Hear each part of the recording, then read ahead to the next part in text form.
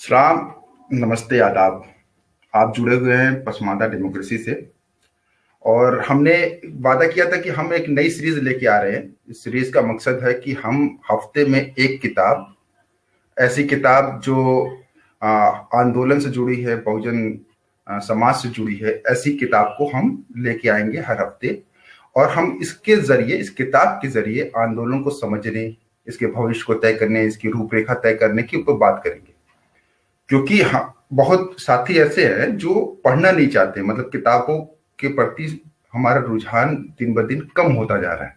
तो कोशिश ये है कि उस रुझान को थोड़ा बढ़ाया जाए। बिना पढ़े, बिना शिक्षित हुए कोई भी आंदोलन चलता नहीं है, बिना इसका साहित्य तैयार किए हुए।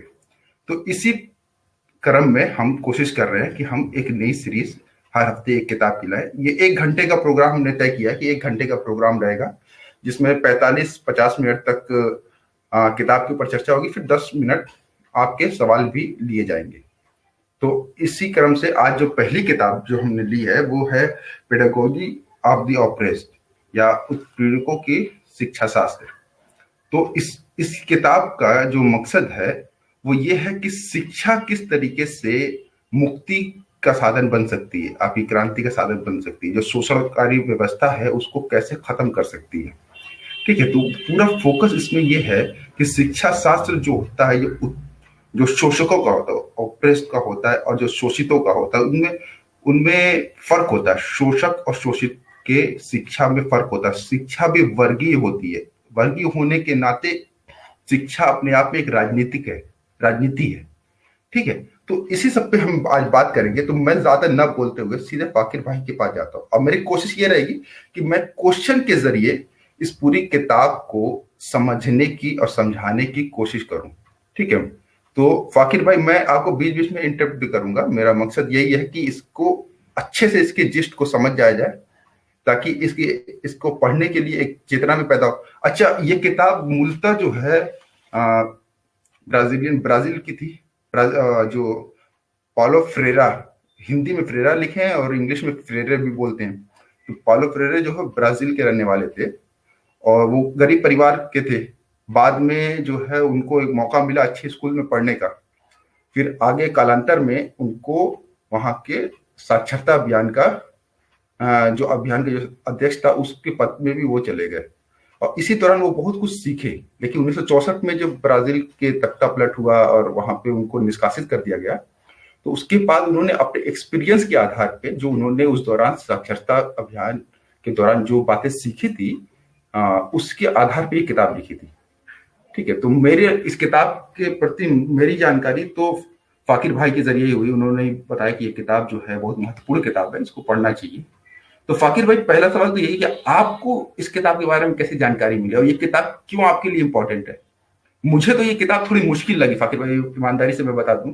पहले मैंने इंग्लिश में पढ़ने की कोशिश की, फिर ग्रंथी प्रकाशन से फिर मैंने हिंदी में ले लिया। तो हिंदी में भी मुझे मुश्किल लगी। बाद में समझ में आया कि इसकी विषय वस्तु ही थोड़ी सी मुझे मुश्किल लगी। तो आप थोड़ा सा इसके बारे में बताएं कि आपको इसके बारे में कैसे जानकारी मिली और आप इस किताब को क्यों महत्वपूर्ण मानते हैं। उसको अनम्यूट कर लीजिए फाकिर भाई। इस किताब का सबको जय भीम, अस्सलाम वालेकुम। और सबसे पहले मैं सबको ये नमन करना चाहता हूँ। हमारे दो महापुरुषों का, आसिम बिहारी और बाबा अम्बेडकर का आज डेथ एनिवर्सरी है, उसके मौके पर। और उसी के साथ, और चूंकि ये दोनों उत्पीड़ितों के शिक्षा शास्त्र से संबंधित थे, और जो आज हम लोग बात करने जा रहे हैं वो भी कहीं ना कहीं अम्बेडकर के जो गुरु समझे जाते हैं, डिवाई, और उन्हीं के काम को आगे बढ़ाया था प्रेरो ने। तो वहां हम समझ सकते हैं कि ये दोनों महापुरुष से जुड़े हुए हैं। और इस किताब के संपर्क में मैं बहुत व्यक्तिगत कारणों, निजी कारणों से आया। और मेरी बहन बीएड कर रही थी, अपनी बहन, तो उसने मुझे बोला कि मुझे असाइनमेंट बनाने में हेल्प कीजिए, जो बीएड का। तो उसके दौरान शिक्षा शास्त्र से मेरा परिचय हुआ, उसको असाइनमेंट बनाने में मैं हेल्प कर रहा था।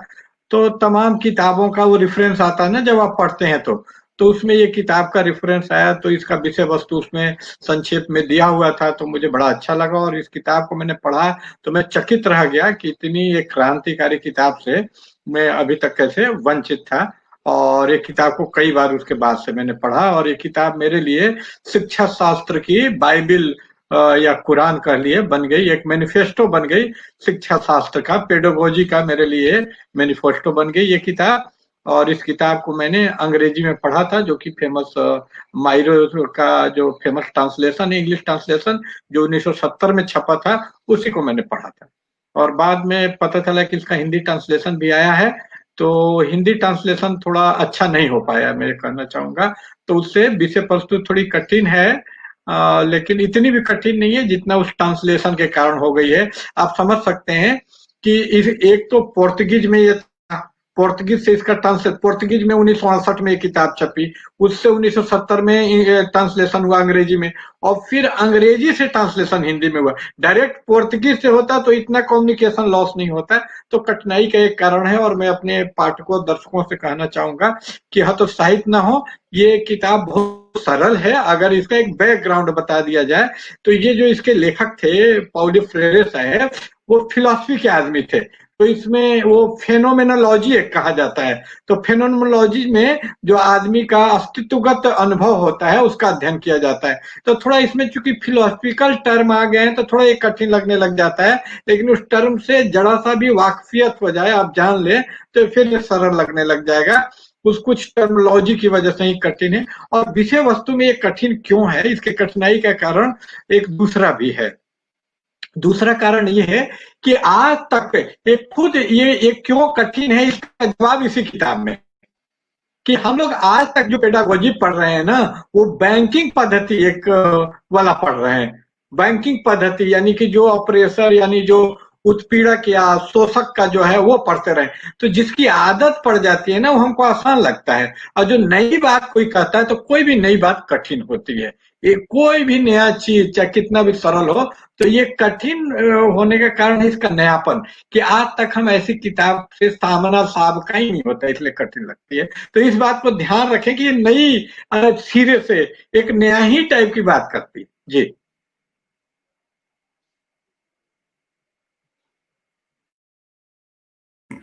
अभी आपने बैंकिंग व्यवस्था पद्धति की बात की है, शिक्षा की बैंकिंग पद्धति, इसको थोड़ा सा बताइए कि ये क्या है, क्योंकि ये पूरा इस किताब में पूरा 3rd चैप्टर तो मुझे लगता है कि इसी के बारे में डिस्कस कर रहा है। तो थोड़ा सा इसको अगर समझा दें, और साथ ही इसके साथ ये कि ये किस तरीके से ये पद्धति भारत की गुरु शिष्य परंपरा से जुड़ती है और भारत की गुरु शिष्य परंपरा को गलत बताती है। कहती है कि ये परंपरा पूरी तरीके से शोषककारी व्यवस्था पर आधारित है। ये पूरी तरीके से ये मान के चलती है कि शिष्य का अपना कुछ अनुभव ही नहीं है, उसका कुछ ज्ञान ही नहीं है, और जो दिया जा रहा है वो सिर्फ गुरु के द्वारा दिया जा रहा है। ये एकलव्य का अंगूठा काटना भी उसी व्यवस्था, इसी भारत की शिक्षा व्यवस्था के अंतर्गत आ जाता है। तो इसके बारे में थोड़ा सा आप बताएं, ये क्या है बैंकिंग व्यवस्था शिक्षा की, क्या है? Mike mike. हाँ, ये जो किताब है पेडागोजी ऑफ ऑप्रेस्ड, उत्पीड़ितों का शिक्षा शास्त्र, या तो ये उत्पीड़ित लोगों का जो शिक्षा शास्त्र किताब है, ये पश्चिमी एक जो परंपरा में लिखी गई है। क्योंकि ये ब्राजील के थे और वहां के रहने वाले थे, तो थोड़ा उनका बैकग्राउंड जान लेने से समझने में बात आसानी हो जाएगी। तो ये इनकी पढ़ाई लिखाई 2 चीजों में हुई, एक फिलॉसफी दर्शन शास्त्र में, और दूसरा साइकोलॉजी ऑफ लैंग्वेज यानी भाषा के मनोविज्ञान में। तो और इन्होंने कानून में भी ग्रेजुएशन किया, यानी इन्होंने लॉ की भी पढ़ाई की थी।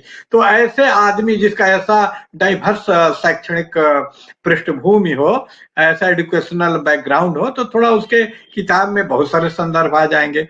तो उसको समझने के लिए इसलिए थोड़ा संदर्भों का ज्ञान आवश्यक हो जाता है। तो ये पश्चिमी जो पद्धति होती है बात को रखने का, ये अरिस्टोटल के टाइम से आज आ रही है। अरिस्टोटल, प्लेटो, सोक्रेट, तो वो इसको डायलेक्टिकल पद्धति बोलते हैं, द्वंद्वात्मक।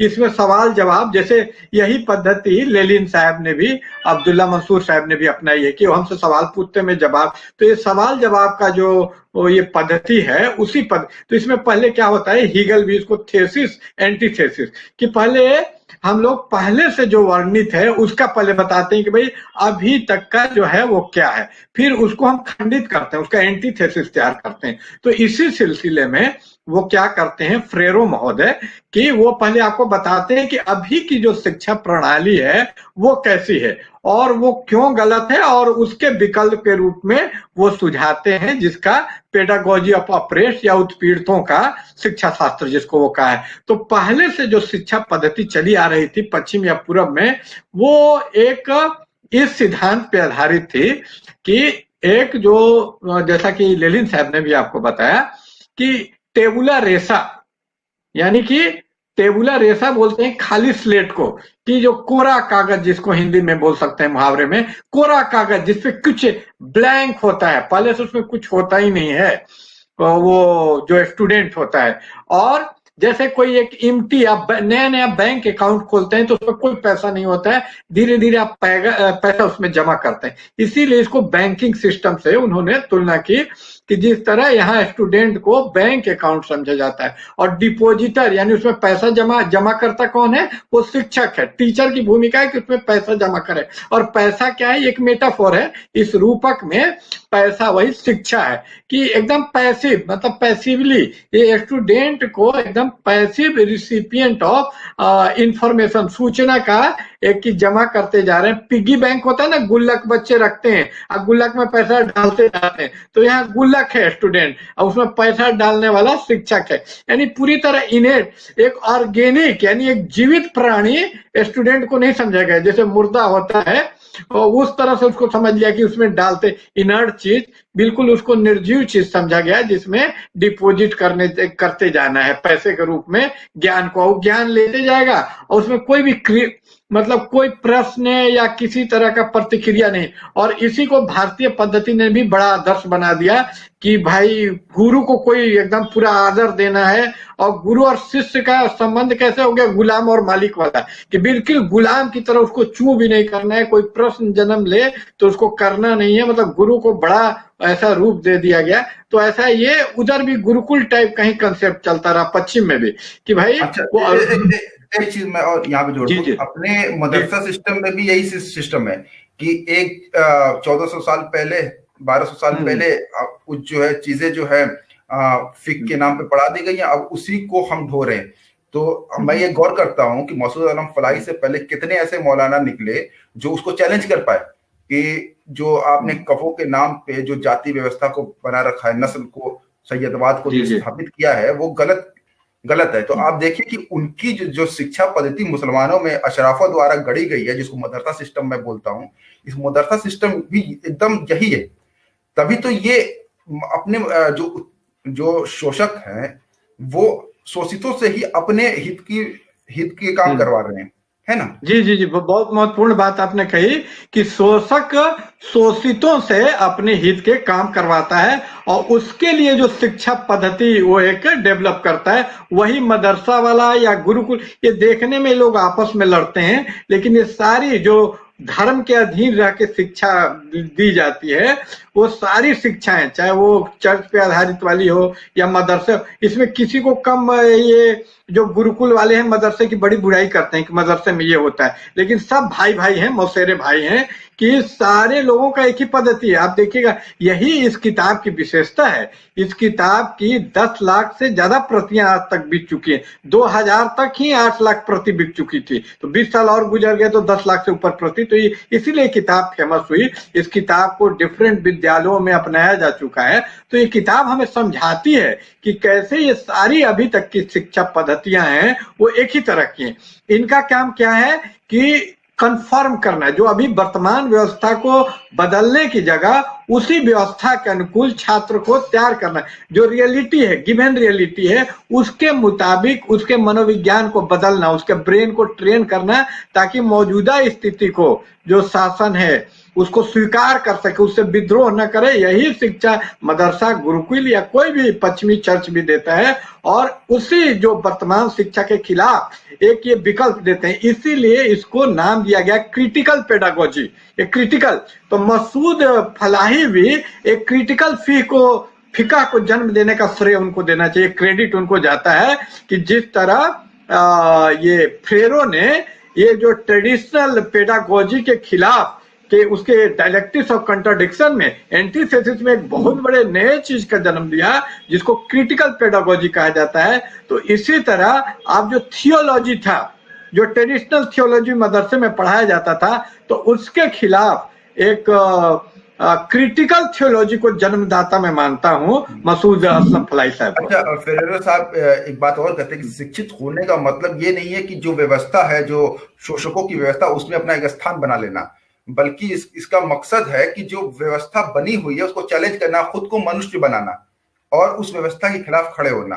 ठीक है। अच्छा, एक बात और यहाँ से समझना था मुझे कि ये बोलते हैं कि जो शोषक है उसकी भी मुक्ति हमें ही करना है, ये कैसे होगा? मतलब कि ये तो बहुत, एक तो हमें खुद पहले ह्यूमन बनना है, डिह्यूमनाइज कर रखा गया है, पहले ह्यूमन बना जाए, अब फिर ह्यूमन बन के हम उनके जो है उनको भी मुक्त करें। ये दोनों काम एक साथ कैसे होगा? अब वो तो हमारे विरोधी है ना, तो कैसे उसको किया जाएगा? बिल्कुल बिल्कुल बिल्कुल बिल्कुल, ये बहुत एक क्रिटिकल सवाल है और मैं बहुत स्वागत करता हूँ इस सवाल का।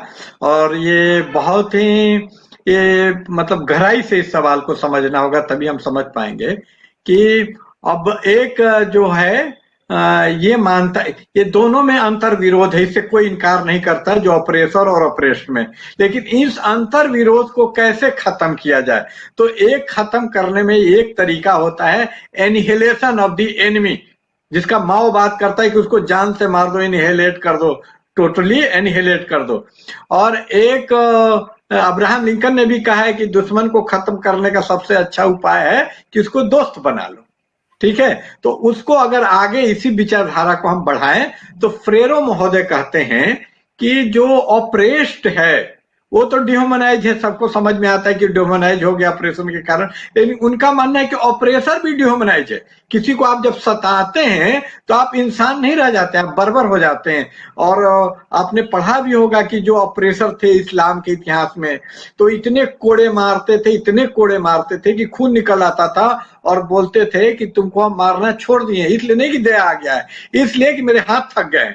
तो आदमी कितना क्रूर हो जाता है एक शोषक और एक उत्पीड़क बन के। तो उसको क्या इंसान आप बोल सकते हैं? इंसानियत है जो शासक वर्ग है जो फांसियों पे चढ़ा देता है निर्दोष लोगों को। तो वो तो बहुत आसान है देखना कि ऑपरेसर भी डिह्यूमनाइज्ड है।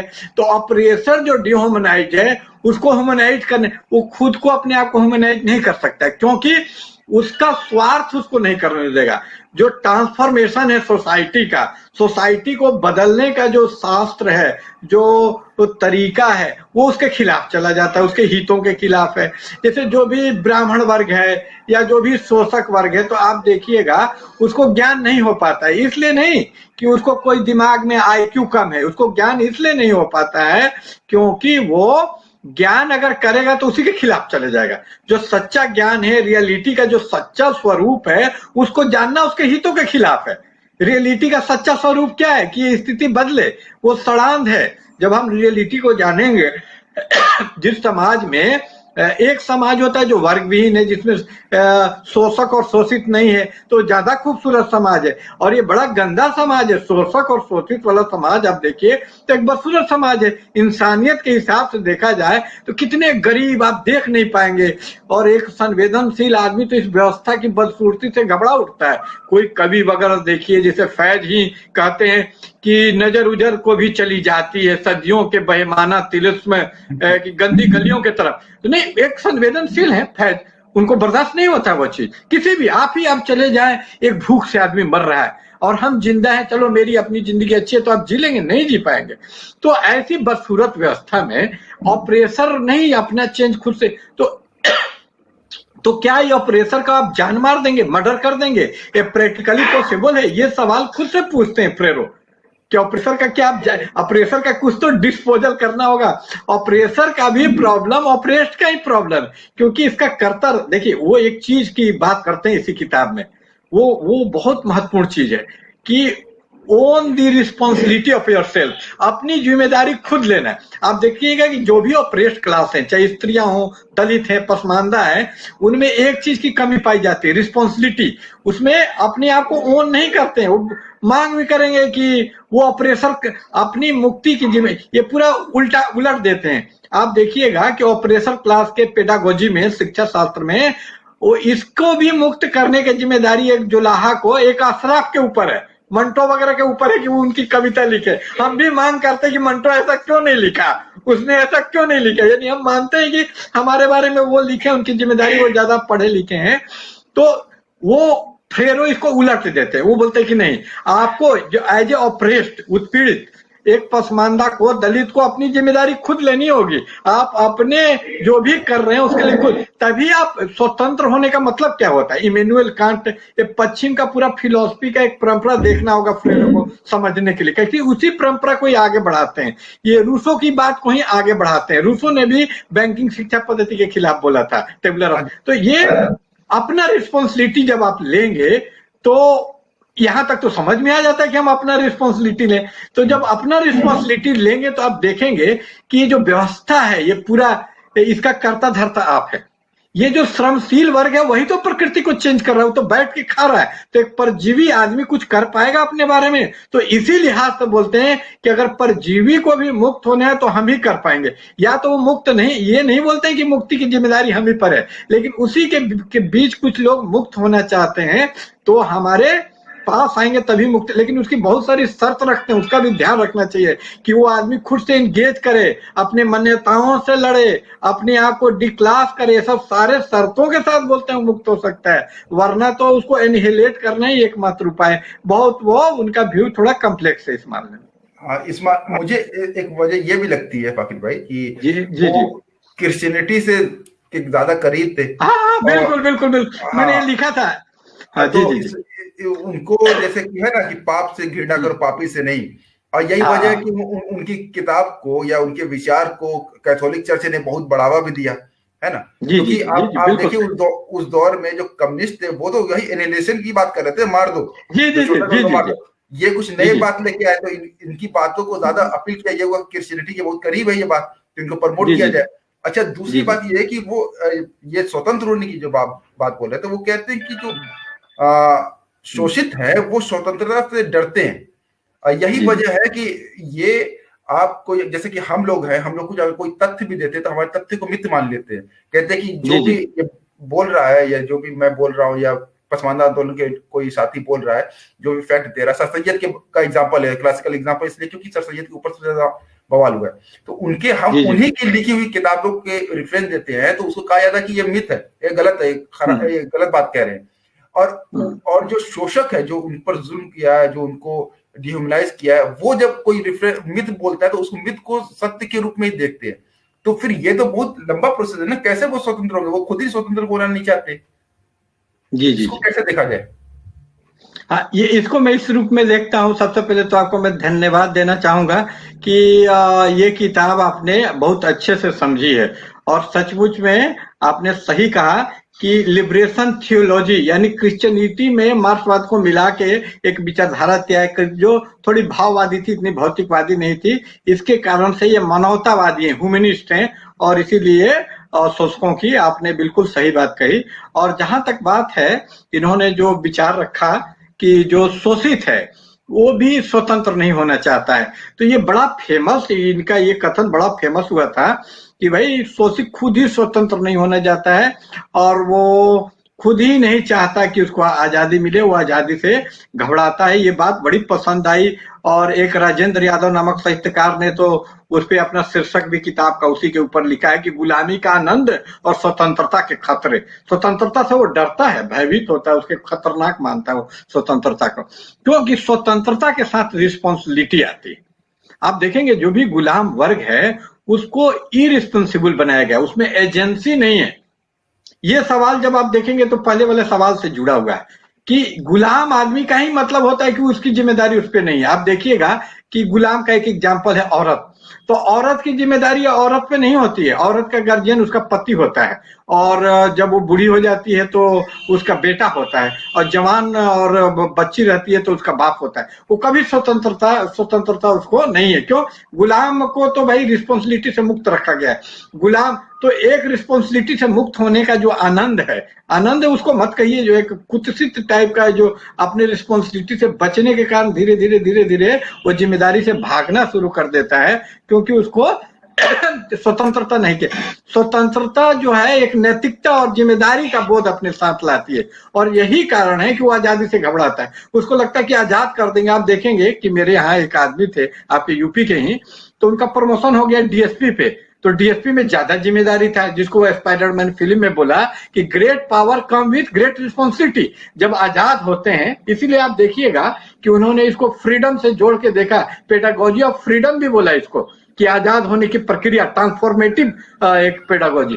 तो ये जो आजाद होने की जो प्रक्रिया है अपने साथ खतरे लाती है। आप देखिएगा पिंजड़े में कोई पक्षी है तो उसको टाइमली खाना मिल जाएगा, टाइमली सब कुछ, लेकिन आजाद हो गए, आसमान में चले गए तो कोई भी शिकारी आपका शिकार कर लेगा। तो आजादी में जो खतरा, जो जिम्मेदारी बोध है, उसके कारण वो घबराता है। एक तो इसी को उन्होंने जो हिंदी अनुवाद में आत्मपरक और वस्तुपरक कहा गया, अंग्रेजी में ऑब्जेक्टिव कारण और सब्जेक्टिव। तो इसका ऑब्जेक्टिव कारण तो ये हो गया कि सचमुच में एक आजादी में खतरा होता है, और एक सब्जेक्टिव कारण है कि जो भी शोषित शिक्षित होता है, तो ये पेडागोजी ऑफ ऑपरेशन तो अभी आया है। ये जो चेंज कि स्टूडेंट बैंक नहीं है, ये तो अभी शिक्षा शास्त्र में चेंज आ रहा है, नए नए शिक्षा कार्यक्रम। लेकिन अभी तक जो मदरसा या जो भी ट्रेडिशनल स्कूल हम जहाँ पढ़ते हैं, वहां तो वही सिखाया जाता है, अपने आप को एडजस्ट करो। उसमें ये सिखा दिया जाता है कि ये दुनिया बदलने से रही। ये बड़े बड़े जो दार्शनिक हैं, जो अपने आप को उत्तर आधुनिक बोलते हैं, मिशेल फूको, वो भी क्या बोलते हैं, ये दुनिया अनचेंजेबल और अनबियरेबल एक साथ है, एक ही साथ अपरिवर्तनीय, असहनीय है। तो दुनिया नहीं चेंज होगी तो किसको आप चेंज करेंगे? अपने आप को। तो ऐसा किस्सा हम लोग को पढ़ाया जाता है कि एक बादशाह था, तो वो बोला कि पैर में धूल लगता है तो रोड को चमड़े से तुम ढक दो। तो उसको किसी ने समझाया कि नहीं, खुद ही को जूता पहन लो, यानी खुद ही को सुधारना, टेक्निक ऑफ सेल्फ ज्यादा आसान है कि हम खुद जूता पहन ले। तो इस पे बड़ा इसके खिलाफ है फ्रेरो कि नहीं, ये साइकोलॉजी, तो ये साइकोलॉजिकल एडजस्टमेंट, कोई मुसीबत है तो अपने आप को ही ऐसा तैयार करो कि एक मौलवी ने कहा कि अल्लाह से ये दुआ मत करो कि बीमारी ठीक हो जाए, बीमारी नहीं ठीक होगा कोरोना, ये दुआ करो कि भाई कोरोना तो रहेगा ही, उसी को हम लोग बर्दाश्त कर सके, हमको इतना मजबूत बनाओ। तो दो टाइप का ये दुआ होता है, दो टाइप का अप्रोच होता है। तो ट्रेडिशनल शिक्षा का अप्रोच है कि खुद ही में चेंज ला दो, खुद ही को एडजस्ट कर लो। तो हम लोग ट्रेडिशनली बचपन में हम लोग ऐसा नहीं होते हैं, जैसा कि रूसो ने कहा कि मैन इज बॉर्न फ्री।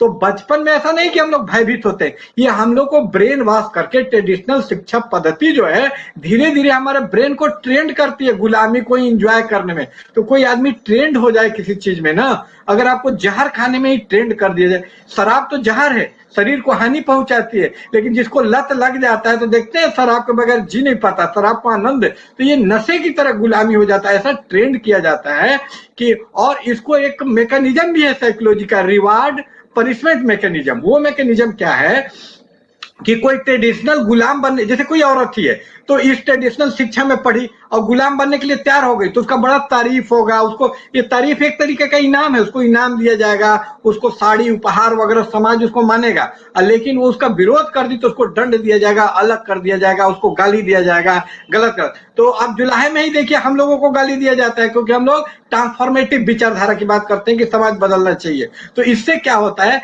कि ये जो पद्धति है, ये जो मैकेनिज्म है समाज का, कॉन्फर्मिज्म का, कि समाज के तत्व, तो उसमें उसका ट्रेनिंग है जबरदस्त, और इसका दंड है। ऐसा नहीं कि उसकी गलती है, उसकी गलती नहीं है, हम लोग उसी पर दोष नहीं दे सकते हैं। फ्रियरे ये नहीं कहना चाहता है कि उसकी गलती है, वो एक ऑब्जेक्टिव सच्चाई के रूप में, कि जानबूझ के ऐसा नहीं है कि उसको आजादी से भय है। ये इस तरह का शिक्षिता, ट्रेडिशनल शिक्षिता पद्धति जो है बैंकिंग वाली, उसको तैयार करती है कि वो आजादी से भयभीत हो और गुलामी को एंजॉय करे। ये लंबे ट्रेनिंग का नतीजा है। नेचुरली जो आदमी बॉर्न होता है वो आजाद ही होता है, जैसा कि रूसो ने कहा था। अच्छा, एक बात ये बताइए कि हम ये भी देखते हैं कि जो शोषित है, जैसे कि अगर हम बात करें पसमादा की बात करें या दलित की बात करें, तो ये अंत में ये जो है अपने शोषक ही बनना चाहते हैं। जैसे औरत जो है, मैं एग्जांपल औरत का दे रहा हूँ कि औरत जो मैं देखता हूँ कई नारीवादी है, वो अंत में मर्द ही बनना चाहती है। तो कहीं ना कहीं उनके लिए मनुष्य बनना मर्द बनना ही है ना, कि मर्द ऐसा करते तो हम भी यही करेंगे। मर्द शराब पी रहा था हम भी शराब पियेंगे, वो नशा कर रहा हम भी।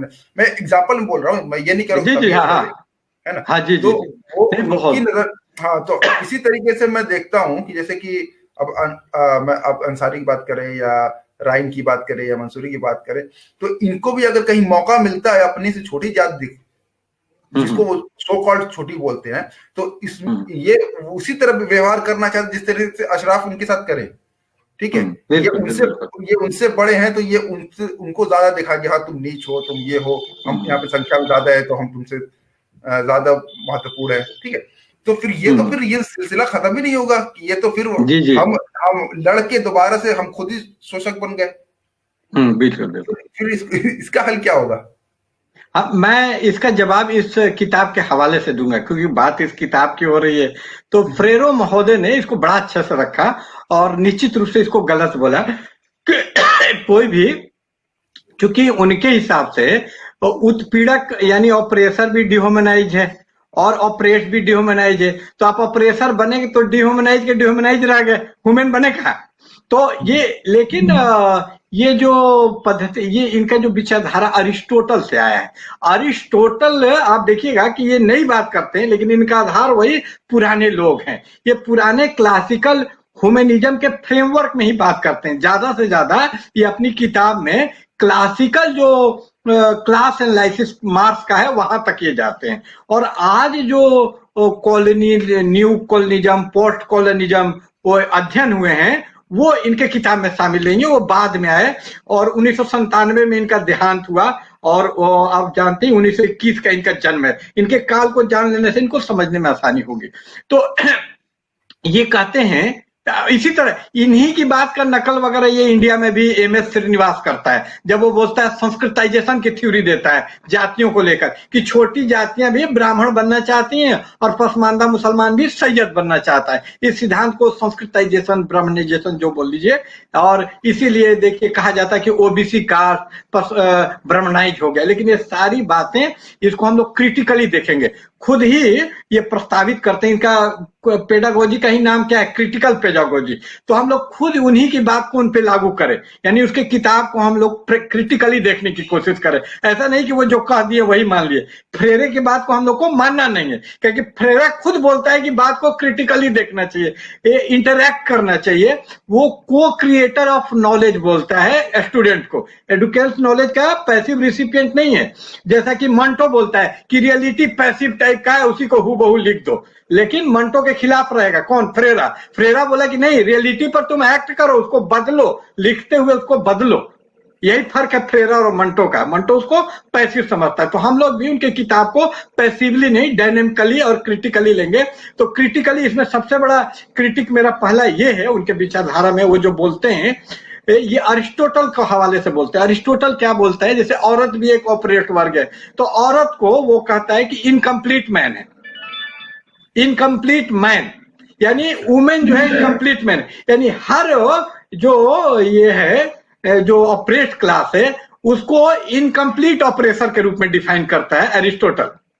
यानी पसमानदा को अगर अरस्तु डिफाइन करता है आज के जमाने में, तो बोलता है कि पसमानदा क्या है, तो एक अधूरा सैयद ही पसमानदा है। यानी उसका पूरा होने का शर्त क्या है कि वो सैयद बन जाए। तो ये अरिस्टोटल के जमाने से ये विचारधारा कॉन्टिनेंटल फिलॉसफी जो बोलिए चलती आ रही है, वहां इसके जड़ों को पश्चिम के फिलॉसफी में देखने की जरूरत है। और ये बड़ा इंपॉर्टेंट सवाल है आपका, क्योंकि इसी का मसावात की जंग करके अनवर अली ने किताब रखा कि बराबरी का मांग। तो इसके खिलाफ मैंने एक लेख लिखा था, बराबरी का धोखा। ये बराबरी बहुत बड़ा धोखा है। आप किसके बराबर होना चाहते हैं? तो जो बराबर है अभी तक है ही नहीं, और जो आपके सामने उपलब्ध है उसके बराबर आप हो ही नहीं सकते हैं कभी, ऑपरेसर।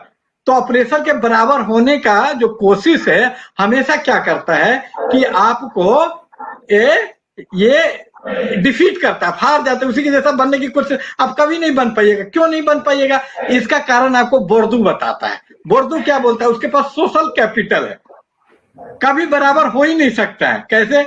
उसके पास सोशल कैपिटल है जो 2000 साल, जाति व्यवस्था या सैयद का व्यवस्था 1400 साल, तो 1400 साल में जो कैपिटल इकट्ठा किया, तो आप 1400 साल तक आप इकट्ठा करेंगे तब तो 1400 साल बाद हो पाएंगे, आज तो आप नहीं हो पाएंगे। और ये संभव है।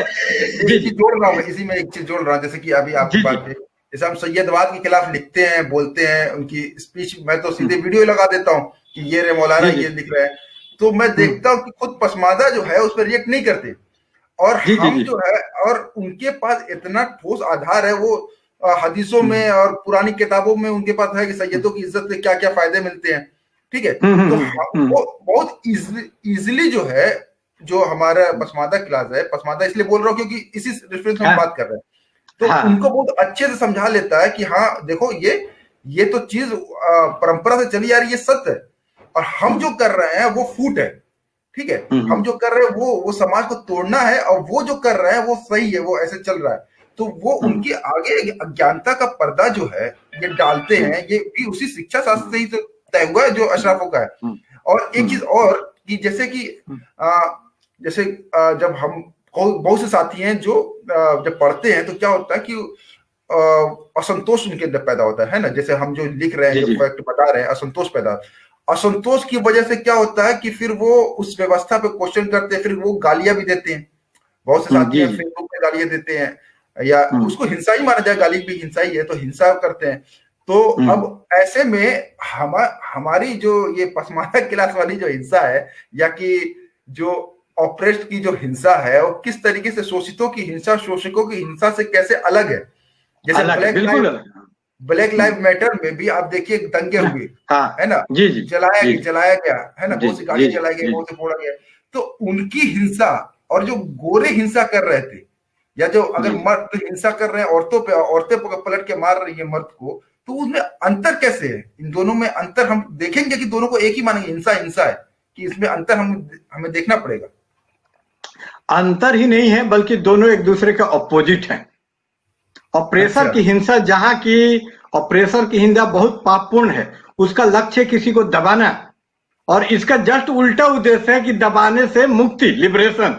एक का उद्देश्य आजादी है और दूसरे का उद्देश्य गुलामी है, तो दोनों तो एक दूसरे से विपरीत हो गए ना, तो बहुत स्पष्ट बात है। और ये जो किताब पेडागोजी ऑफ ऑपरेस्ट थी, ये किस किताब के प्रेरणा से लिखी गई, ये जानने के बाद बात और स्पष्ट हो जाएगी।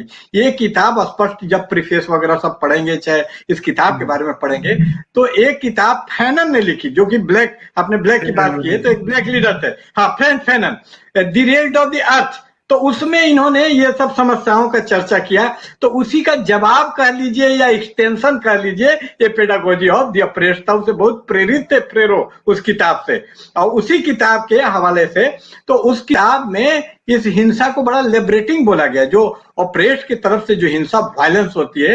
लेकिन चूंकि आपने पहले ही बता दिया, ये क्रिश्चियन प्रभाव थे, तो क्रिश्चियन में लव, कॉम्पैशन का बड़ा महत्व है, तो इसको थोड़ा मैं अपनी किताब में फ्रेरो ने हिंसा पे इतना जोर नहीं दिया जैसा कि जोर फैनन ने दिया था। इन्होंने लिबरेशन को ज्यादा, ये कि आजाद होना चाहिए, और ये लड़ाई हिंसा एक पहलू है, और वो लड़ाई कंट्राडिक्शन कई माध्यमों से चलती है। और चूंकि एक शिक्षा शास्त्री थे, ये पेडागोजिस्ट थे, एडुकेशनिस्ट थे, तो एडुकेशन में तो मारपीट नहीं, बताना और उसका क्या महत्व है जो मनी और विचारधारा का, और सच्चाई ये है कि वही का ज्यादा महत्व है। जेल, आप देखिए ना, पुलिस कितने वक्त काम करती है आपके साथ, तो ये आपको ये मानते हैं, फ्रेरो का क्या मानना है कि आपका जो ज्यादातर टाइम आप जो गुलाम बनते हैं, वो शिक्षा और आइडियोलॉजी, विचारधारा के कारण बनते हैं, और ज्यादातर लोग 95% लोग के लिए किसी हिंसा की जरूरत ऑपरेसर को, यानी कि सताने वाले को भी नहीं पड़ती।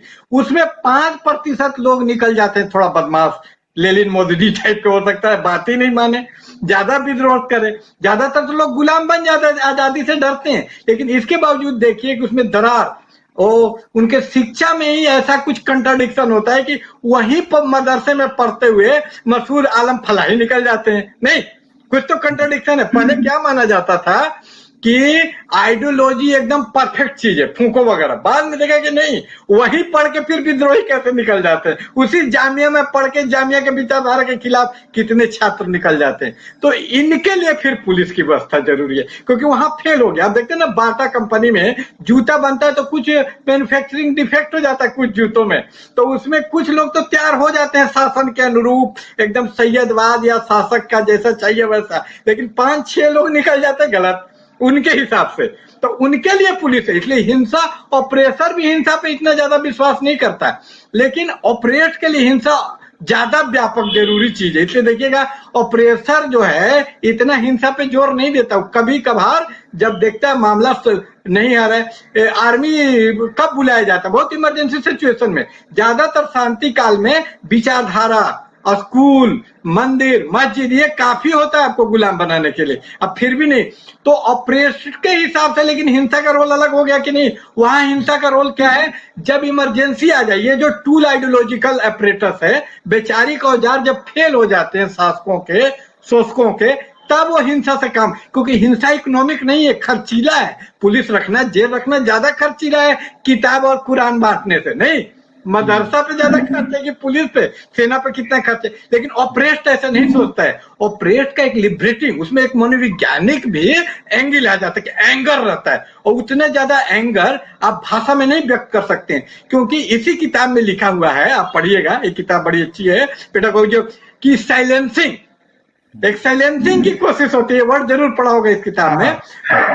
तो साइलेंसिंग यानी, और फैजी भाई भी कल बता रहे थे कि सैयदों ने एक सिद्धांत दिया पसमानदा के बारे में कि पसमानदा जीनिया यानी चुप्पा होता है, चुप होना चाहिए, पसमानदे की जुबान नहीं होती है। उन्होंने पूरा थ्योरी दिया है कि पसमानदा बेजुबान होता है। और इधर Gayatri Devi Spivak post modern, वो भी बोलते हैं कि कैन समन स्पीक। तो देख रहे हैं ना, हम लोग को जुबानहीन समझा जाता है, और जुबानहीन सही बात है कि हम लोग जुबानहीन है। क्यों? हम इतनी अच्छी उर्दू नहीं जानते हैं।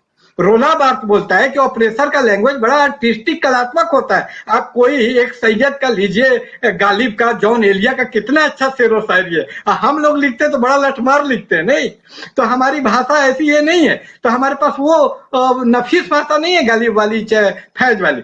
तो आप समझ सकते हैं, मारना पीटना, एंगर को फिर कैसे भेंट करेंगे।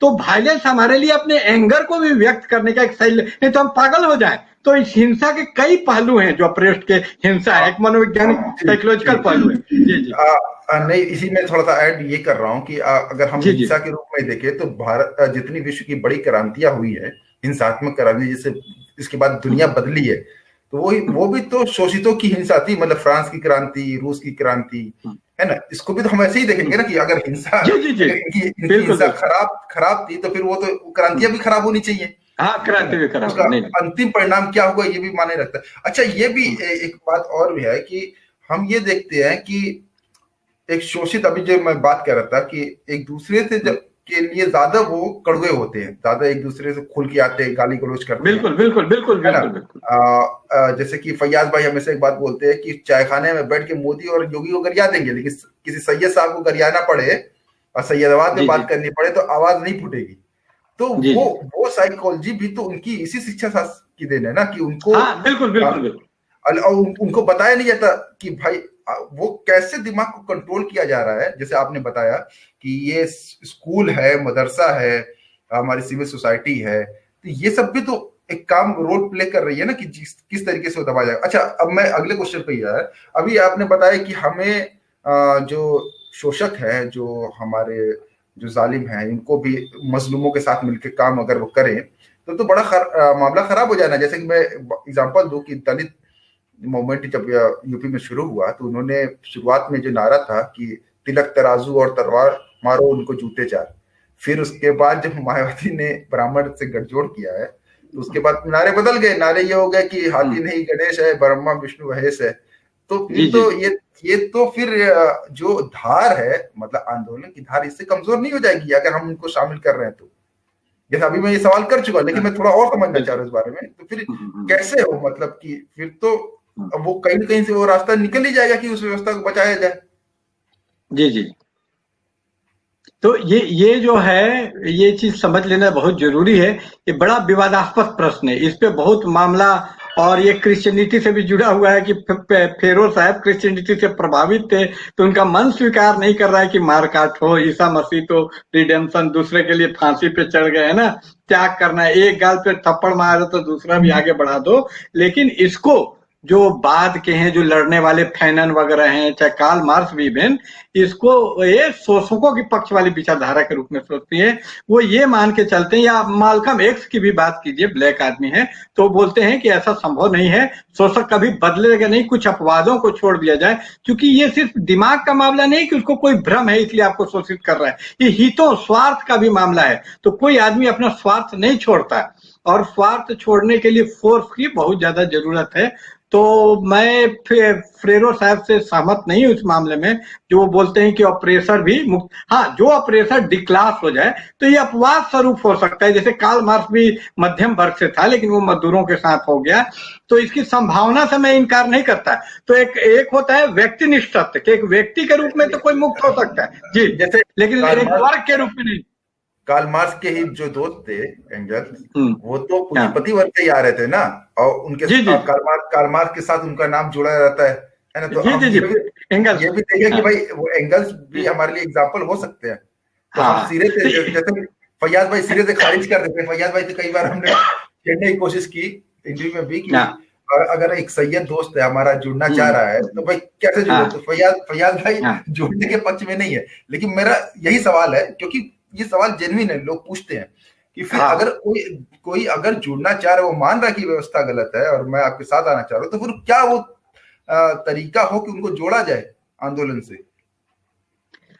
ये मैं इसका जवाब ये देता हूं कि एक वर्ग के रूप में नहीं जुड़ सकता उसका वर्ग हित खिलाफ, लेकिन एक व्यक्ति विशेष जो अपवाद स्वरूप, ठीक है, वो आपके साथ आ सकता है, लेकिन उसकी शर्त है पहले कि ये जो भय है, ऑपरेशन के अंदर तो भय रहेगा ना, ऑपरेशन के प्रति उस पर शक करेगा, और उसका शक स्वाभाविक है फयाज अहमद फैजी का, क्योंकि आज तक हुआ है कि जो लोग शामिल हुए हैं उन्होंने आंदोलन को गुमराह करने के लिए वो शामिल हुए हैं, वो अपने प्रेजुडिस के, उसकी नियत इरादे अगर नेक भी हैं तो वो उसका एक ऑब्जेक्टिव सच्चाई है कि वो आपके विचारधारा को नहीं समझ सकता, और वो व्यक्ति अपने आप को डी क्लास या डी कास्ट नहीं कर पाता है। तो ये शक, तो ये आए तो उसकी शर्त, एक पहली शर्त तो ये है कि वो लीडर बन के ना आए, हमारा साथी फेलो बीइंग बन के आए। सेकेंड, वो हमारे सिद्धांतों को फॉलो करे, वो अपने सिद्धांतों को हम पर नहीं ला दे, उद्धारक के रूप में नहीं आए, लिबरेटर के रूप में, वो हमको अपना लिबरेटर समझे। ये सब शर्तें फ्रेरो ने रखी हैं, और इन शर्तों को पूरा करे। तो ये शर्तें कभी पूरा, न 9 मन तेल होता है न राधा नाचती, ये शर्तें पूरा नहीं। आप ध्यान से देखेंगे, जैसे ना इस्लाम में 4 शादी की बात, कि पहली पत्नी से पूछना है कि हम शादी करें तो ये कोई मानेगी, तो न शर्त होता है, ज्यादातर लोग का 4 शादी नहीं, एक ही शादी है, इसी कारण से तो शर्त इतना कठिन रख दिया गया है कि इसमें कुछ लोग, इसीलिए वो ऑब्जेक्टिव और सब्जेक्टिव की बात करते हैं, आत्मपरक, यानी सब्जेक्टिवली अपवाद स्वरूप व्यक्ति के रूप में एक आध आदमी आ जाए, लेकिन वर्ग के रूप में लड़ाई चलती रहेगी, वो नहीं आ सकता है, यह असंभव है। लेकिन एक व्यक्ति के रूप में कोई सैयद आ जाए तो ऐसा असंभव नहीं है, वो अपने आप को डिक्लास कर ले। कितने लोग ऐसे हैं जिनको अपने समाज से निकाल दिया गया है क्योंकि उन्होंने लड़ाई करी। ज्योतिबा फूले के ही दोस्त एक ब्राह्मण थे, तो वैसा होता है। लेकिन ये व्यक्ति विशेष, सावधान रहना है, पूरा वर्ग नहीं आएगा आपके साथ, कभी ऐसा इतिहास में नहीं हुआ। अच्छा, एक व्यक्ति, जी जी जी, मैं समझ गया। अब एक बात ये है कि अभी हम लोग ये पूरी बात यहाँ पे कर लिए हैं। एक सवाल इसमें ये उठाते संवाद का, कि कैसे संवाद कायम किया जाए, कौन लोग हैं जिनके बीच संवाद हो। फिर वो ये भी कहते हैं कि हम जो है, अगर हम अपनी बात करके, हम पसमादा कार्यकर्ता के रूप में अपनी बात कर रहे हैं, तो हम कहीं हम तो नहीं थोप रहे हैं उन पे अपना अनुभव, मतलब कि पसमादा समाज के ऊपर हम अपना अनुभव थोप कर उन्हें जीतने की कोशिश कर रहे हैं। तो वो फ्रेरे साहब तो ये कह रहे हैं कि ये भी वही उत्पीड़क सोच है कि अब हमको जीतना है पसमादा समाज को, और फिर वो हमारे पीछे खड़े हो जाए। तो फिर आंदोलन चलेगा कैसे? मेरा सवाल इसके साथ जो जुड़ा सवाल ये है कि चेतना का विकास कैसे होगा? जो चेतना है, अगर पसमादा चेतना की हम बात करें, या कि दलित चेतना की बात करें, स्त्री चेतना की बात करें, तो जब तक चेतना का विकास नहीं होगा, उनको शोषण का एहसास नहीं होगा। औरतें जैसे, और बहुत सालों तक औरतें जो थी वो क्या करती थी, वो सती हो जाती थी, ठीक है। जी, और जो उन पे लागू थी चीजें, मुस्लिम समाज में भी उसी तरीके से बात कह रहा हूँ, जो चीजें लागू थी उसको मान लेते, क्योंकि उनके अंदर तो उस चेतना का विकास ही नहीं था। उसको गलत मानने के लिए पहले ये मानना पड़ेगा ना कि वो गलत है, तब तो उसके खिलाफ बात उठेगी। जी जी। अब उसको एहसास दिलाने के लिए अगर हम कुछ कह रहे हैं, तो अब फ्रेरे साहब तो ये कह रहे हैं कि हम उन पर अपनी बात थोप नहीं सकते, बता नहीं सकते, जी जी। उनके अनुभव से निकल के आनी चाहिए। तो फिर तो ये मामला कुछ ज्यादा पेचीदा नहीं हो जा रहा है? हाँ, मामला पेचीदा है वाकई, इसलिए ये इस मामले को ज्यादा स्पष्टता समझना जरूरी है कि फ्रेरो साहब जो बात बोलते हैं, वो बोलते हैं कि जिसको आप समझा रहे हैं, ये शिक्षा शास्त्र पढ़ा रहे, और उन्होंने जो काम किया वो हमारे बड़े काम का है पसमानदा में। उन्होंने एडल्ट जो ऑलरेडी बड़े हो चुके हैं उनको पढ़ाने पर उनका सारा काम है, जहां जिस क्षेत्र में उन्होंने काम किया, तो उन्होंने एडल्ट एडुकेशन यानी प्रौढ़ शिक्षा, जो ऑलरेडी बड़े हो चुके हैं। और हम लोगों को जो पसमानदा लीडर हैं, उनको भी जो बड़े हो, बच्चों को थोड़ी पढ़ाने जाएंगे, जो बड़े हो चुके हैं उनको समझाना है, उनको सैयदवाद से बाहर निकालना है, ये काम है। इसलिए फ्रेरे हमारे बड़े काम के हैं। तो ये आप का सवाल सही है कि लीडर तो समझाएगा उसको, उस पर अपने विचार थोपेगा, लेकिन थोपने की जरूरत नहीं है। ये को क्रिएटर है। कोई नॉलेज हम लोग दोनों लोग एक साथ उत्पादित कर रहे हैं, इसका मतलब ये नहीं होता है कि हर आदमी की एक समान हिस्सेदारी होगी। आप देखिए कि बहुत लोग रोपाई कर रहे हैं एक साथ, तो एक आदमी ज्यादा रोप देता है जिसको ज्यादा अनुभव है, नया नया वाला कम रोपता है, लेकिन उसको एकदम रेसिपिएंट बना देना ठीक नहीं। किसी भी आदमी बिल्कुल जीरो नहीं होता है, ये फिलेर साहब का कहना है। तो जिसको हम लोग सिखा रहे हैं, सबका कॉन्शसनेस चेतना लेवल एक नहीं है, एक आदमी का ज्यादा एक आदमी का कम है, जिसका ज्यादा है वो लीडर बन जाता है, लेकिन जो उसका फॉलोवर है उसका भी कम नहीं है उसका भी कुछ चेतना है, जीरो नहीं है बिल्कुल। तो उसको भी पार्टिसिपेट करना, उनका कहना है कि पार्टिसिपेटिव होना है। तो ये थोपना में क्या होता है, वन वे, वही बैंकिंग प्रणाली हो जाता है। उसको भी बोलने दीजिए, उसके भी अपने अनुभव हैं, वो आपसे कम जानता है लेकिन जीरो नहीं जानता, वो भी कुछ जानता है। तो दोनों सामूहिक एक उत्पादन करना, नॉलेज का, शिक्षा का, अनुभव का, आंदोलन का, कलेक्टिव। कलेक्टिव का मतलब नहीं है कि सबका कंट्रीब्यूशन समान होगा। जो ज्यादा अनुभवी है उसके नॉलेज उत्पादन में, आंदोलन खड़ा करने में ज्यादा योगदान होगा, जो कम है कम होगा। लेकिन एक आदमी के लिए दूसरे आदमी काम करे, इसका वो खिलाफत करते हैं फ्रेरो साहब। इसका नहीं कि कोई कम बेसी नहीं है, सब लोग बराबर तो नहीं हो सकते, क्योंकि कोई ज्यादा अनुभवी है वो लीडर बन जाता है, लेकिन वो भी शामिल हो, पार्टिसिपेटिव हो, फॉलोअर भी निर्णय डिसीजन। जैसे लोकतंत्र में क्या होता है, कोई आदमी एकदम अनपढ़ भी है तो एक वोट देता है, निर्णय में वो शामिल है, आदर्श जो स्थिति है।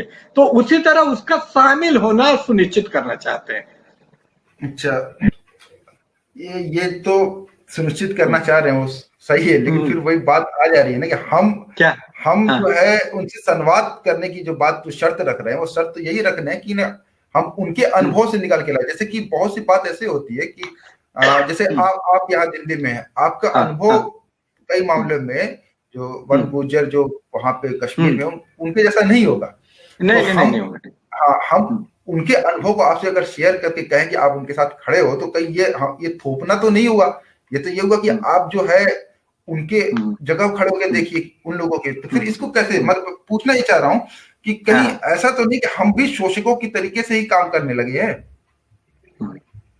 नहीं, हमारा जो निर्णय है, जैसे क्या होता है ना, एक आत्मपरक अनुभव होता है और एक वस्तुनिष्ठ अनुभव होता है। जो भी ऑपरेट है उसमें कुछ कॉमन है, ऐसा नहीं कि हम लोग अलग अलग व्यक्ति हैं और इंडिविजुअल डिफरेंस होता है। शिक्षा शास्त्र में पढ़ाई होता है इंडिविजुअल डिफरेंस, लेकिन इंडिविजुअल डिफरेंस के बावजूद आप एक क्लास लगा पाते हैं कि नहीं, सबको कोई कम जानता है, बेसी स्टूडेंट, फिर भी एक कॉमन चीज है, एक कॉमन, वही ह्यूमैनिटी है कि एक इंसानियत तो कॉमन है जो सब में है, और उत्पीड़ित होने के कारण एक कॉमन उत्पीड़न का पीड़ा सब में है। वो पीड़ा हमें कॉमन प्लेटफॉर्म पे लाती है सारे डिफरेंस के बावजूद। तो ये डिफरेंस पे जोर देना ही तो उत्पीड़क का वो चालबाजी है कि वो डिफरेंस पे जोर देता है कि तुम लोग अलग हो, जुलाहा अलग है, मंसूरी अलग है, लेकिन इसके बावजूद इस डिफरेंस के अनुसार एक कॉमन चीज है, उत्पीड़ित होना।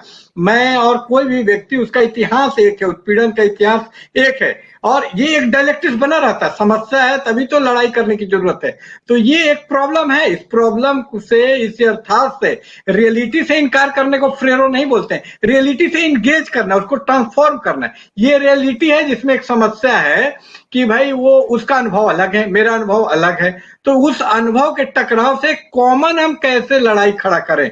तो ये इस डायलेक्टिक्स में, यानी हम भी कुछ सेक्रिफाइस करें, वो भी कुछ सेक्रिफाइस करें, हम उसको समझने की कोशिश करें, वो हमको मनुष्य में इंटरेक्शन हो, जो इंटरेक्शन ये शोषक नहीं कराने देना चाहता है, वही इंटरेक्शन, संवाद, डायलॉग, उसी के, इसी को जो आप सवाल खड़ा कर रहे हैं उसी का समाधान होता है डायलॉग के रूप में, कि हम आप बात करेंगे, डायलॉग करेंगे, एक अनुभव को शेयर करेंगे, तो एक साझा कलेक्टिव अनुभव का निर्माण होगा, जो हम लोग का कॉमन दर्द का जो रिश्ता है वो तो कॉमन है। हमारा भी दर्द वही है जो आपका, उत्पीड़न तो कम से कम कॉमन है। कोई ब्राजील में उत्पीड़ित, आज पाउले फ्रेरे साहब की किताब, जबकि वो ब्राजील के थे, हम लोग पसमानदा हैं यहाँ उत्तर भारत के, क्यों चर्चा कर पा रहे हैं? कुछ तो कॉमन है, और उसके हवाले से हम लोग पसमानदा का समस्या डिस्कस कर पा रहे हैं। तो कुछ ह्यूमैनिटी का कॉमननेस है कि नहीं, अनुभव अलग होने के बावजूद। तो हम बोलेंगे कि फ्रेरो साहब थोप रहे हैं? बिल्कुल नहीं, हम लोग तो खुद से कर रहे हैं, वो तो मर भी गए 97 में। तो एक कॉमननेस होता है, ह्यूमैनिटी एक कॉमन दर्द या उत्पीड़न होता है, जो उत्पीड़न का जो अनुभव है वो कॉमन अनुभव है। अनुभव के डिफरेंस के बावजूद एक कॉमननेस है ये जो उत्पीड़न का। अच्छा, एक सवाल ये आया है कि एक दोस्त ने पूछा है कि लोग स्वयं को और विश्व को जिसके अंदर और जिसके बाहर वे रहते हैं कैसे देखते हैं, और इसका देखने मतलब बोध का, इसके बोध के विभिन्न स्तर क्या है, मतलब कैसे हम जिस विश्व में रहते हैं अंदर से उसको बाहर से कैसे देखते हैं। थोड़ा फिलोसफिकल क्वेश्चन है। हाँ, लेकिन अच्छा क्वेश्चन है। ये पूरी किताब ही फिलोसफिकल है, क्योंकि वो मैंने बताया वो फिलोसफी के विद्यार्थी थे प्रेरो, उन्होंने फिलोसफी का बजाबते अध्ययन किया, और क्रिटिकल फिलोसफी उनके फिलोसफी को कहा जाता है। तो वो क्रिटिकल मतलब होता है कि किसी चीज को जैसा है वैसा नहीं मान लेना, प्रश्न खड़े करना, फिर उसको मानना, और ऐसा नहीं कि उसकी पूरी तरह डिसमिस कर देना। जैसे हम मंटो के खिलाफ है तो ऐसा नहीं पूरी तरह डिसमिस है, उसमें कुछ भाषा का है तो उसको ले भी लेंगे, जो डायलेक्टिक्स है। तो क्रिटिकल का मतलब होता है पूरी तरह खारिज नहीं करना, पूरी तरह स्वीकार नहीं करना, क्रिटिकली सोचना क्या ले, सार गही रहे थोथा दे उड़ाए, कबीर साहब बोलते हैं कि उसमें अच्छा है ले लो अब बाकी हटा दो। तो इसी को क्रिटिकल थिंकिंग बोलते हैं। तो ये क्रिटिकल थिंकिंग में ये बात आती है कि बोध के कितने स्तर हैं, और तो बोध का जो पहला स्तर है और उससे आदमी का, इसको जीवन दृष्टि और विश्व दृष्टि कहा जाता है। लाइफ का जो व्यू है, आप लाइफ को कैसे देखते हैं और वर्ल्ड को कैसे देखते हैं, वर्ल्ड व्यू। इसीलिए देखिएगा वर्ल्ड, ये सब शब्द आएगा इस किताब में, वर्ल्ड व्यू, वर्ल्ड हिस्टोरिकल शब्द आएगा इस किताब में, कि विश्व इतिहास के दृष्टिकोण से।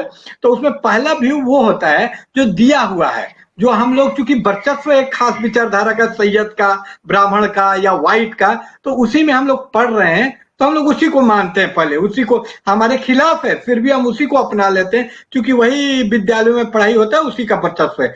तो पहला वर्ल्ड व्यू जो किसी आदमी का होता है, जब उसका इवोल्यूशन होता है, तो वो होता है कि वो शासक वाला ही विचारधारा को अपनी विचारधारा मानता है, क्योंकि उसको उसी जैसा होना है, जो जिसको कहा जा रहा है उसके बराबर होना है, तो उसी के विचारधारा को अपनाइएगा, उसी जैसा सोचिएगा। इससे एक कन्फ्लिक्ट का जन्म होता है आदमी के अंदर, एक कन्फ्लिक्ट जन्म लेगा ना, क्योंकि आपका वस्तुनिष्ठ कंडीशन अलग है। जैसे वो जो सैयद है तो सोच जो रहा है और जो वो जीवन जी रहा है, दोनों में तालमेल है, तो उसको तो बड़ा अच्छा लगेगा, इसलिए वो बड़ा अच्छा लिख लेगा। लेकिन आप जी कुछ और रहे हैं और सोच कुछ और रहे, सोच है सैयदों वाली है, जीवन है पसमानदा जुलाहा वाला, तो उसमें एक कन्फ्लिक्ट तैयार होता है, जिसको फैनन बोलता है। इसको ये भी चैप्टर नंबर देखिएगा 3 में ये रखते हैं, चैप्टर नंबर 3। हाँ, तो इसमें 3 में ऊपर बात कर रहे हैं। हाँ, डायलॉजिकल जो शब्द है, डायलॉजी। हाँ, तो वो जो उनकी बात है वो ये है कि आपके अंदर कन्फ्लिक्ट, जिसको व्हाइट इस मास्क, ब्लैक स्किन, ये औरत भी सोचती है पुरुष की तरह। देखिए जब सास बन जाती है, एकदम पुरुष से भी ज्यादा पितृसत्ता के, अरे बहू पे शासन चलाती है कि तुम बिना घूंघट के कैसे निकल गई, नकाब पहनो, वो पुरुष का एजेंट बन जाती है वहां। देखिए तो यहाँ पे जो आपकी बात जोड़ रहा हूँ कि यहाँ पर जो पितृसत्ता है वो विचारधारा के रूप में है, और दोनों ही उसके वाहक है ना। तो उसी तरीके से हम जब बात करते हैं सैयदवाद की या ब्राह्मणवाद की, तो हम कहते हैं कि ये ग्रेडेड इनक्वालिटी है, ऊपर से नीचे की ओर आती है और सभी इसके वाहक हो जाते हैं। एक दलित भी पितृसत्तात्मक हो सकता है और अपने जैसी जाति के लिए वो ब्राह्मणवाद वाली व्यवस्था में भी दिखा सकता है। बिल्कुल बिल्कुल। ठीक है सर। तो ये बोध का पहला स्तर है, बोध का ये पहला स्तर हुआ कि आप उसी को अपना लिए गुलाम टाइप से। लेकिन जब आप आगे बढ़ते हैं जिंदगी में तो कॉन्फ्लिक्ट अनुभव करते हैं कि विचारधारा आपके काम नहीं आ पा रही, कॉन्फ्लिक्ट हो रहा है आपका दिमाग, इसीलिए पागलों की संख्या पसमानदा में ज्यादा है। क्यों? आप कॉन्फ्लिक्ट के शिकार हैं, जा रहे हैं कहीं और, आपकी जहनियत और आपका लाइफ एक्चुअल जो रियलिटी कहीं और है, तो रियलिटी इसमें बड़ा तालमेल नहीं बैठ पाता। आप देखिएगा कि अक्सर परेशान रहता है पसमानदा वगैरह, ब्लैक वगैरह। इसीलिए देखिएगा पागलों के लिए अस्पताल खोलना पड़ गया फैनन को। तो तब वो कॉन्फ्लिक्ट से बाहर, तो फिर वो रेजिस्टेंस, यानी पहले तो इसका सेल्फहुड ही नहीं था, उधार का सेल्फ था। सैयद के ही सेल्फहुड को, व्यक्तित्व को अपनाए हुए था ना, उसका अपना कुछ था ही नहीं। अब उसका सेल्फहुड का निर्माण जब रेजिस्टेंस में आता है, बोलता है कि तो मेरा विचारधारा नहीं है, वो रियलिटी के अनुसार अपने आप को तैयार करना शुरू करता है। और इंटर्न डायलॉजिकल इसलिए है कि रियलिटी से वो टकराता है, कि रियलिटी में तो अपने विचार को बदलता है। जब विचार को बदलता है तो उसको अनुभव होता है कि रियलिटी को भी बदलने की जरूरत है, रियलिटी मेरे पक्ष में नहीं है। तो वो रियलिटी को ट्रांसफॉर्म करता है, रियलिटी को क्रिटिकली के ट्रांसफॉर्म, मंटो की तरह हु बहू की समाज की चोली नंगी है तो वैसा नहीं लगता, उसको बदलता है, वो उसको चेंज करता है। हाँ, तो ये चेंज, तो वो इसलिए वो चेंज का नहीं है, उनका साहित्य चेंज वाला साहित्य नहीं है मंटो जी का, लेकिन फ्रेरो का साहित्य चेंज वाला है। तो फिर चेंज करना शुरू करता है, तो इसके दौरान उसका व्यक्तित्व बनता है। जैसे आप ही लेनिन मधुदी बन गए, इतना पढ़े तो चेंज कॉन्फ्लिक्ट अनुभव किए भाई, कि पढ़ रहे हैं हम इनको, मधुदी साहब को तो मेल नहीं खा रहा, कुछ तो कंट्राडिक्शन आपके अंदर जन्म लिया भाई। कंट्राडिक्शन की वजह से फिर लेफ्ट की ओर गए, फिर लेफ्ट से लेफ्ट से भी कंट्राडिक्शन हुआ, यानी आपने रियलिटी से लगातार दो चार अपने आप को रखा, उसको ट्रांसफॉर्म किया रियलिटी को और अपने को, यानी डायलॉजिकल है, दो तरफा चेंज है। रियलिटी यानी ऑब्जेक्टिव चेंज भी है और सब्जेक्टिव चेंज भी है, आत्मपरक वस्तुपरक, जो उनके किताब के अंदर है, दोनों चेंज होता रहा। तो ये दोनों चेंज से फिर एक व्यक्तित्व सेल्फहुड का निर्माण हुआ उन्हें, तो बोध के एक दूसरे स्तर पर आप पहुंच गए। तो दूसरे स्तर पर पहुंच के आपके सामने एक मॉडल चाहिए कि क्या करना है, कि भाई तो आप सोचे कि हमको आजाद होना है, और आपके नजर में आजाद कौन था? सैयद साहब, जबकि सैयद भी अपनी ही व्यवस्था का गुलाम था। एक पूंजीपति भी अपने व्यवस्था का गुलाम होता है, इतना आजाद नहीं होता है, नहीं तो इतना डिप्रेशन, आर्थिक मंदी नहीं आता है, क्योंकि वो भी बाजार के नियमों का अधीन है। वो पूंजीपति भी चाह ले कि बाजार के नियम के खिलाफ चला जाए तो नहीं जा सकता, जान लीजिए। ऐसा कोशिश किया था, ये जो समाजवाद या कम्युनिस्ट लाने का पहला प्रयास कोई गरीब आदमी नहीं किया था, एक पूंजीपति रॉबर्ट ओवेन किया था, संत फुरियर किए थे, सब पूंजीपति थे, आपको बता दे। और ये चाहे कि बाजार का नियम नहीं मानेंगे, मजदूर को पूरा वेतन देंगे, इनका फैक्ट्री बैठ गया, यानी वो भी अगर अपने नियम के खिलाफ जाएगा तो वो गरीब हो जाएगा, नहीं जा पाएगा। तो ये इस नियम का गुलाम दोनों होते हैं, एक उस नियम के कारण लाभान्वित होता है, एक नहीं लाभान्वित होता है, लेकिन सिस्टम का गुलाम वो भी है, ये जानने लायक। तो जब आप उसका नकल करते हैं तो आप आजादी की तरफ नहीं जाते हैं, लेकिन तब तक आप समझते हैं कि यही रोल मॉडल है। आप भी उसी का शायरी कोट करते हैं, फैज का, जॉन इलिया का। तो फिर एक आपका सोच का तीसरा लेवल तैयार होता है कि नहीं, ये सिस्टम ही डिजॉल्व करना चाहिए। जैसे समाज और व्यक्ति की लड़ाई की बात होती है, तो एक आदमी समाजवादी हो जाता है, एक आदमी व्यक्तिवादी होता है। नहीं, व्यक्ति प्रमुख है, व्यक्ति समाज के लिए क्या अपना, जैसे मंटो व्यक्तिवादी है और समाज का आलोचना करता है कि समाज व्यक्ति का स्वतंत्रता का हनन करता है, लेकिन समाज, एक आदमी समाज का पक्ष लेता है, समाजवादी, कि व्यक्ति अपना सारा चीज त्याग दे, समाज के हित सर्वोपरि है। लेकिन एक बीच में तीसरा रास्ता काल मार्क्स आ जाता है, बोलता है कि नहीं, ऐसा समाज ही बेकार है जिसमें व्यक्ति का हित और समाज का हित एक दूसरे का विरोधी है। ऐसा समाज क्यों ना बनाए जहां व्यक्ति का हित समाज के लिए जरूरी है, समाज का नियम व्यक्ति के लिए जरूरी है, दोनों में ताल। तो ऐसे ही एक समाज बनाने के बाद फेरोर भी बोलते हैं। तो तीसरा जब बोध का स्तर तैयार होता है तो पसमानदा इस पूरे शासन, जिसमें शोषित और शोषक ही ना हो, वर्ग विहीन समाज हो, इसी की बात अंबेडकर बोलते हैं कि annihilation of caste, casteless society की बात करते हैं। वो उसकी डोमिनेंस की बात नहीं करते हैं कि भाई छोटे जात का डोमिनेंस हो जाए, लेकिन इसी में कार्ल मार्क्स एक बात करता है कि अचानक नहीं आएगा। ये मजदूर और पूंजीपति की लड़ाई में पहले वो बोलते हैं डिक्टेटरशिप ऑफ प्रोलेटारिएट, यानी कि मजदूर सर्वहारा वर्ग का पहले अधिनायक चलेगा। तो इसी हाथ में अगर कहा जाए तो पहले पुष्पमुंडा का वर्चस्व चलेगा, तब फिर वर्गहीन आएगा, फिर वो बोलते हैं कि वो करेगा और वही फिर उसको आजाद करेगा। तो ये एक पूरा लॉजिक है इनका। तो ये बोध का तीसरा स्तर है, और चौथा स्तर भी हो सकता है। तो सोचने की बात है, और सोचने की कोई सीमा नहीं है मनुष्य की, इंसान का अपार सोचने की सीमा। जी जी, फाकिर भाई 1 घंटा हो गया, 1 घंटे का ही प्रोग्राम रख रहे हैं, एक जी घंटा जी 3 मिनट हो हाँ गया। हाँ, तो बहुत बहुत हम अच्छे से कंटिन्यू। हाँ, जी पूरी बात आ भी गई है जितनी बुक की। जी जी और जी जी बुक की चर्चा करने का मकसद ये है कि आप खुद भी बुक पढ़ें। ये तो हम उसको जी जी जिस्ट बताने की कोशिश कर रहे हैं कि आपको जी जी उसको उसको सिंप्लीफाई करके आपको बता दें क्या है। और खुद जी बुक जी पढ़ेंगे तो ज्यादा समझेंगे, क्योंकि आप लाइनों के साथ, बुक के पन्नों के साथ अपने आप को जोड़ते हुए, अपने अनुभव को जोड़ते हुए चलते हैं। और जी ये जी सीरीज हम लगातार चलाएंगे हर हफ्ते। अभी दिन हमने तय नहीं कर पा रहे हैं कि कौन से दिन एक फिक्स किया जाए, क्योंकि हम दोनों ही जॉब में हैं। तो दोनों जॉब में होने के कारण संडे जी सैटरडे जी खाली होता है, तो उसमें कुछ घर के भी काम हो जाते हैं। तो लेकिन जी हफ्ते जी में एक बुक रखेंगे, हर हफ्ते रखेंगे। और बुक की कोशिश करेंगे पीडीएफ जो है, मैंने टेलीग्राम पे एक चैनल बनाया पसमादा डेमोक्रेसी के नाम पे, उसमें हम इसकी पीडीएफ भी डाल देंगे। और कोशिश ये भी करेंगे कि जो हम अभी बुक के ऊपर चर्चा करें तो बुक रिव्यू के रूप में उसको भी प्रकाशित किया जाए। तो जी जी बहुत बहुत धन्यवाद आपका फकीर भाई, और सुनने वालों का भी धन्यवाद। अब अगले हफ्ते अगले बुक पर हम लोग आते हैं और उस पर बात करते हैं। जय हाँ, पसमादा, आपका भी जय। शुक्रिया। हाँ, जय पसमांदा, जय हिंद।